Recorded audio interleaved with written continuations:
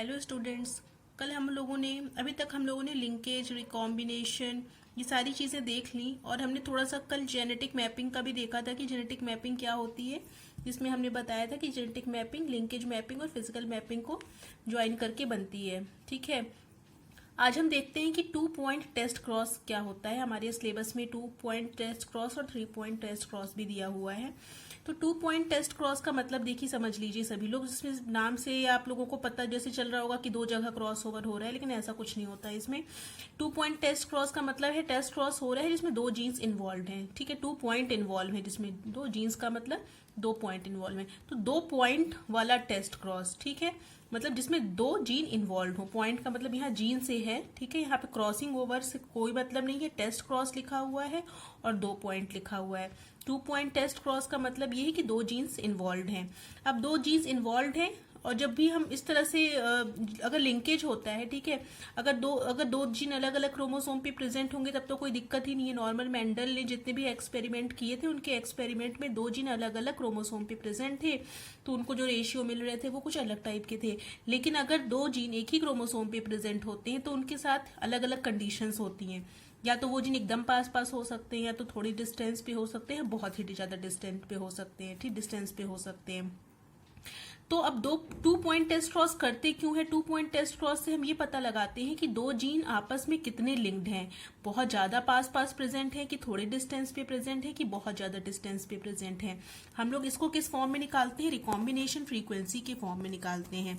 जो हम इसका फॉर्मूला हमने आप लोगों को पहले भी पढ़ाया है। ठीक है, फिर से मैं बताऊंगी। रिकॉम्बिनेशन फ्रीक्वेंसी के बेसिस पे हम 2 पॉइंट टेस्ट क्रॉस से दो जीन्स के बीच की डिस्टेंस को पता करते हैं और ये पता करते हैं वो कितने पास है या कितनी दूर है।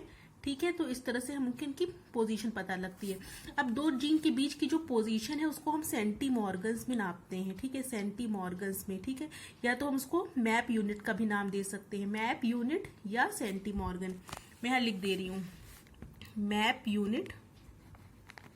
दो जीन के बीच की डिस्टेंस को मैप यूनिट या सेंटीमॉर्गन में नापते हैं। ठीक है, तो ये बात आप लोग अपने ध्यान में रखिएगा। तो 2 पॉइंट टेस्ट क्रॉस से हम ये देखते हैं कि दो जीन के बीच में कितना डिस्टेंस है, वो कितनी दूर है, कितने पास प्रेजेंट है, मेरे कॉम्बिनेशन कितना हो रहा है, पेरेंटल कितने, ये सब चीजें देखते हैं। तो उसको देखिए लिखा हुआ है 2 point test cross is use to determine the recombinant frequency between two linked jeans.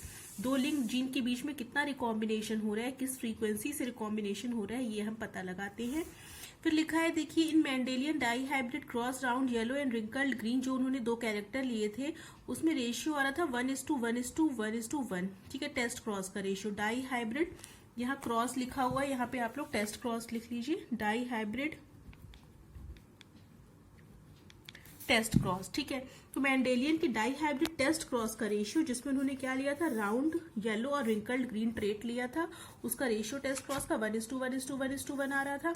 इसका मतलब ये था कि सारी तरह की चीजें उनको एक ही जैसी मिल रही थी, चाहे वो रिकॉम्बिनेंट हो या पेरेंटल हो। ठीक है, तो इस तरह से ये पता चल रहा था कि ये सारे जीन्स अलग अलग ही प्रेजेंट है, अलग अलग क्रोमोसोम पे, क्योंकि 1:1:1:1 का रेशियो कभी भी तब नहीं आ सकता जब जीन एक ही क्रोमोसोम पे प्रेजेंट हो, तब तो ये रेशियो कभी जिंदगी में आ ही नहीं सकता। ठीक है, तो ये रेशियो कभी भी नहीं आ सकता 1:1:1:1 का, जब दो जीन्स एक ही क्रोमोसोम पे प्रेजेंट होंगे। ठीक है, तो ये रेशियो कभी नहीं आ सकता। तो इससे ये क्या पता चला था, indicates that genes are present on different chromosome and are not linked. ठीक है, तो जो डाई हाइब्रिड क्रॉस का मेंडल का रेशियो आया था उससे ये पता चला कि ये दोनों जीन्स, मतलब जितने भी जीन्स उन्होंने लिए, 2 पेयर्स ऑफ कंट्रास्टिंग कैरेक्टर, वो अलग अलग क्रोमोसोम पे प्रेजेंट थे और लिंक्ड नहीं थे। Any deviation from this ratio indicates that genes are present on same chromosome. अगर इस रेशियो से थोड़ा सा डेविएशन मिल रहा है, जैसे अगर हमें 1:1:1:1 ना मिलके कुछ मिल रहा है 5:1:1:5 या 6:2:2:2:6, मतलब कुछ भी इससे डेविएट होके अगर कुछ मिल रहा है, इसका मतलब ये है कि जीन एक ही क्रोमोसोम पे प्रेजेंट है। जो भी जीन्स लिए गए हैं वो एक क्रोमोसोम पे प्रेजेंट है। अगर सेम यही रेशियो आ रहा है, इसका मतलब ये है कि जीन्स अलग अलग क्रोमोसोम पे प्रेजेंट है। और अगर इस रेशियो से के अलावा कोई और रेशियो आ रहा है, इसका मतलब ये हुआ कि जीन्स एक ही क्रोमोसोम पे प्रेजेंट है। अब देखिए, अगर दो जीन्स एक ही क्रोमोसोम पे प्रेजेंट होंगे तो तीन कंडीशन हो सकती हैं, ठीक है। तीन कंडीशन ही हो सकती है, जो हमने ऊपर बनाया भी हुआ है। ये देखिए कि अगर दो जीन्स एक ही क्रोमोसोम पे प्रेजेंट है तो तीन कंडीशन क्या क्या हो सकती है। या तो वो बहुत ही पास पास हो, या तो वो थोड़े से पास पास हो, या तो बहुत दूर दूर हो, ठीक है। मतलब एक तो बहुत ही नियर, उनकी जो डिस्टेंस है बहुत ही नियर हो, एक बहुत ही फार हो, एक इंटरमीडिएट टाइप की हो। तो वही हमने यहाँ लिखा हुआ है कि if A and B very close to each other, अगर ए और बी बहुत पास पास हैं तो क्या होगा, वो कभी सेपरेट नहीं होंगे क्रॉसिंग ओवर में, और 100% पेरेंटल ही कॉम्बिनेशन मिलेंगे और रिकॉम्बिनेंट उस टाइम पे नहीं मिलेंगे, क्योंकि रिकॉम्बिनेंट और पेरेंटल, जो रिकॉम्बिनेंट होंगे वो कैसे होंगे, कब होंगे, जब लिंकेज नहीं होगा तब रिकॉम्बिनेशन होगा, जब रिकॉम्बिनेशन होगा तो लिंकेज नहीं होगा। तो अगर दो जीन बहुत ही पास पास है, मतलब पूरी तरह से लिंक्ड हैं, तो रिकॉम्बिनेशन तो कुछ हो ही नहीं पाएगा। 0% रिकॉम्बिनेंट मिलेंगे, मतलब 100% पेरेंटल कैरेक्टर मिलेंगे। इस कंडीशन में इस कंडीशन में कंप्लीट लिंकेज होगी, ठीक है, कंप्लीट लिंकेज। उसके बाद लिखा हुआ है if A and B are at intermediate distance, intermediate distance पे होंगे, मतलब जो यहाँ पे दूसरी कंडीशन हमने बनाई हुई है उसमें 50 से 100% के बीच में पेरेंटल मिलेंगे और 0 से 50% के बीच में रिकॉम्बिनेंट मिलेंगे। मतलब इस कंडीशन में क्या होगा कि जो इंटरमीडिएट डिस्टेंस पे अगर जीन प्रेजेंट है तो 50% से कम ही रिकॉम्बिनेंट मिलेंगे, ठीक है। पूरे रिकॉम्बिनेंट 50% नहीं मिल पाएंगे, उससे उनका रेशियो कम ही होगा और पेरेंटल का रेशियो 50 से हमेशा ज्यादा होगा, ठीक है। तो इससे ये पता चलेगा कि हमारा जो जीन है वो पूरी तरह से लिंक्ड नहीं है, क्रॉसिंग ओवर में सेपरेट होने के उसकी चांसेस हैं, ठीक है। तो लिंकेज इसमें थोड़ा सा कम हो गया, इंटरमीडिएट डिस्टेंस है, मतलब लिंकेज भी इंटरमीडिएट ही होगा। उसके बाद क्या होगा, अगर दो जीन बहुत ही दूर दूर प्रेजेंट है, जैसे कि हमने इस वाले फिगर में बनाया हुआ है, उसमें क्या होगा कि 50% पेरेंटल मिलेंगे और 50% रिकॉम्बिनेंट मिलेंगे। मतलब जितने पेरेंटल उतने ही रिकॉम्बिनेंट, मतलब वो लिंक्ड एक तरह से कह सकते नहीं हो, मतलब लिंक्ड नहीं होंगे, वो सेपरेट होंगे ही होंगे। तो पेरेंटल के साथ हमें पूरे रिकॉम्बिनेंट भी मिलेंगे, ठीक।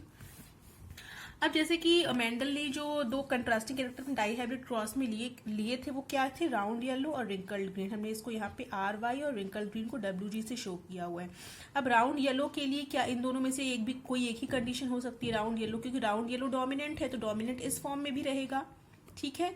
इस फॉर्म में भी ये डोमिनेंट कैरेक्टर को ही शो करेगा, ठीक है। जो इसका हेट्रोजाइगस वाला फॉर्म है उसमें भी तो डोमिनेंट वाला ही शो करेगा। तो राउंड येलो के लिए ये दो कंडीशन हो सकती है, रिंकल्ड ग्रीन के लिए ये कंडीशन ही होगी केवल। अगर हम इन दोनों को क्रॉस कराते हैं सपोज, ठीक है, तो हमें क्या मिलेगा, देखिए, या तो हमें AABB ये राउंड येलो वाला मिलेगा, और या तो राउंड येलो ये भी हो सकता है, राउंड येलो मिलेगा। रिंकल्ड ग्रीन की एक ही कंडीशन होगी, और राउंड ग्रीन भी मिल सकता है। राउंड ग्रीन के लिए हमारा ये वाली कंडीशन हो सकती है, इनमें से कोई भी, क्योंकि चाहे वो हेट्रोजाइगस AA हो या होमोजाइगस कैपिटल A हो, मिलेगा राउंड ही, ठीक है। और ग्रीन के लिए तो स्मॉल b वाली तो कंडीशन में पता ही है। इसके अलावा रिंकल्ड येलो के लिए क्या होगा, रिंकल्ड के लिए तो स्मॉल a हो जाएगा, और येलो के लिए क्या हो जाएगा, येलो हमारा डोमिनेंट है तो इस कंडीशन में भी डोमिनेंट होगा, कैपिटल B स्मॉल b हो, कैपिटल B की कंडीशन में भी वो डोमिनेंट ही होगा। तो इस तरह के चार कॉम्बिनेशन ही हमें मिल सकते हैं, round yellow, wrinkled green, round green और रिंकल्ड येलो। अब हमें मान लीजिए इसके नंबर्स दिए हुए हैं, ठीक है, और हमसे पूछा जाए कि कितना रिकॉम्बिनेशन इनके बीच में हो रहा है, रिकॉम्बिनेशन कितना हो रहा है, रिकॉम्बिनेशन फ्रीक्वेंसी कितनी है। तो रिकॉम्बिनेशन फ्रीक्वेंसी निकालने के लिए हमें देखिए ये जो दिया होगा उसके बेसिस पे हम ये पता लगा सकते हैं कि कितने पेरेंटल है। पेरेंटल हमेशा ज्यादा होते हैं, जो ज्यादा वाला अमाउंट होता है वो पेरेंटल का होता है, और जो कम अमाउंट होता है वो रिकॉम्बिनेशन वाले का होता है, ठीक है। तो पेरेंट वाले का हम देख रहे हैं कि राउंड येलो, रिंकल्ड ग्रीन ही पेरेंट थे हमारे, तो ये तो पेरेंटल हो जाएंगे, यही दोनों नए बन रहे हैं। तो हम रिकॉम्बिनेशन निकालने के लिए, परसेंट रिकॉम्बिनेशन निकालने के लिए हम क्या करते हैं, जितने हमारे रिकॉम्बिनेंट होते हैं, मतलब 148 प्लस 152 अपॉन टोटल नंबर जितने ऑफ स्प्रिंग है, मीन्स 345 प्लस 355 प्लस 148 प्लस 152 सबको जोड़ देंगे, 1000 आ जाएगा।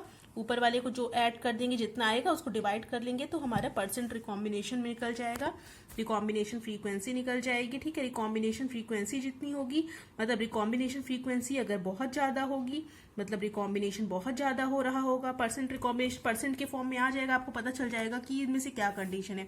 परसेंट के फॉर्म में जो भी आएगा आप इसको 100 से मल्टीप्लाई भी कर देंगे तो परसेंट के फॉर्म में आ जाएगा, into 100 भी लिखेंगे, यहाँ पे मैं लिख दे रही हूँ, अभी मैं न्यूमेरिकल्स भी आप लोगों को दूंगी, इसीलिए आपको ये समझना बहुत ज़रूरी है। इसको जब आप निकाल लेंगे परसेंट रिकॉम्बिनेशन, तो इनमें से तीनों में से किसी एक कैटेगरी में ही आएगा, 0% आएगा नहीं, ठीक है, या तो इन दोनों में से ही कुछ आएगा। तो आपको ये पता चल जाएगा कि ए और बी कितनी दूर है, थोड़ी दूर है कि बहुत ज़्यादा दूर है कि बिल्कुल भी दूर नहीं है। इस तरह से आपको ये पता चल जाएगा। तो 0% आ नहीं सकता क्योंकि इसकी कुछ ना कुछ वैल्यू तो आएगी ही। तो ये आपको पता चल जाएगा कि इंटरमीडिएट डिस्टेंस है, कि ये बहुत ज़्यादा दूर पे प्रेजेंट है, ठीक है। इस तरह के न्यूमेरिकल्स आते हैं परसेंट रिकॉम्बिनेशन निकालने के लिए, आप लोगों को वो करने हो सकते हैं। मैं भी, आप ये वीडियो देख लीजिए, उसके बाद मैं कुछ क्वेश्चंस दूंगी, ठीक है। आपको वो सॉल्व करके बताना होगा कि किस तरह से उसमें कितना परसेंट रिकॉम्बिनेशन है। तो 2 पॉइंट टेस्ट क्रॉस में केवल इतना ही पढ़ना होता है कि 2 जीन इन्वॉल्व हैं, जिनके बीच में अगर हम टेस्ट क्रॉस, मतलब उनके रिसेसिव पेरेंट के साथ हमें ये जो क्रॉस किया हुआ है, टेस्ट क्रॉस ही किया हुआ है, क्योंकि रिसेसिव पेरेंट लिया हुआ है। टेस्ट क्रॉस क्या होता है कि कोई भी अगर हेटेरोजाइगस इंडिविजुअल है, उसके रिसेसिव पेरेंट के साथ उसको क्रॉस कर दीजिए, या ठीक है। तो इसको हम एक तरह का बैक क्रॉस भी कह सकते हैं, और ये हमारा, लेकिन स्पेसिफिकली हम इसको टेस्ट क्रॉस कह सकते हैं। टेस्ट क्रॉस कहते हैं, कह सकते हैं, नहीं कहते हैं। किसी भी हेटेरोजाइगस इंडिविजुअल का अगर हम उसके रिसेसिव पेरेंट के साथ क्रॉस कराते हैं तो ये टेस्ट क्रॉस कहलाता है। तो हमने इनके बीच में क्रॉस कराया, जो कंडीशन हो सकती थी वो हमने लिखी।